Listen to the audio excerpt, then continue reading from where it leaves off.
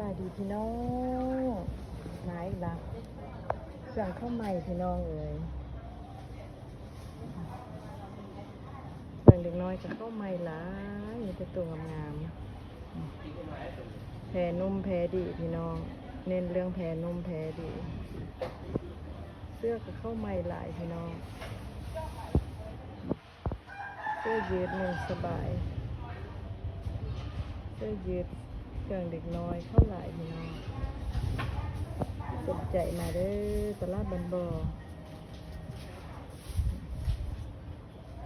มีหลายโหมดหลายแบบพี่น้องเลยเป็นชุดก็มีเด้อพี่น้อง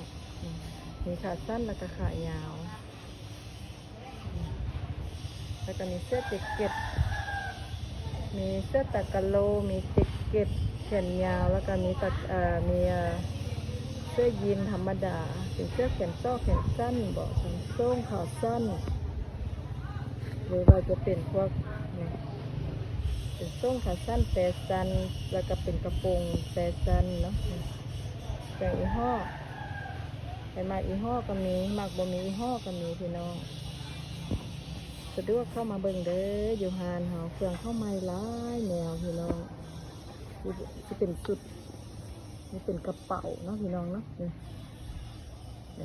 กระเป๋าลากเป็นชุดนุ่งลิ้นสบายเป็นแพรฝ้ายพี่น้องเลยเก็บแต่มีประตูงามพี่น้องตากะโลก็เข้าใหม่ละช่วงวอร์มบอกหรือว่าเสื้อกันลมเนาะพี่น้องเนาะ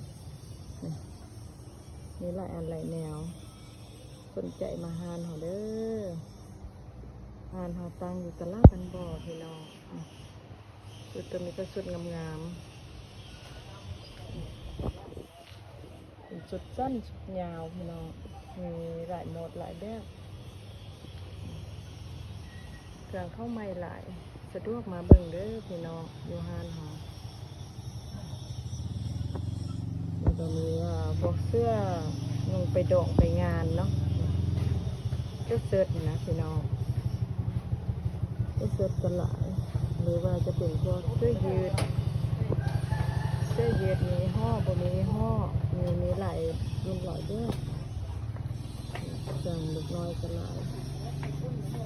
สนใจมาเบิ่งเด้อเสื้อเข้ามาที่เป็นตัวงามๆพี่น้องเอ๋ย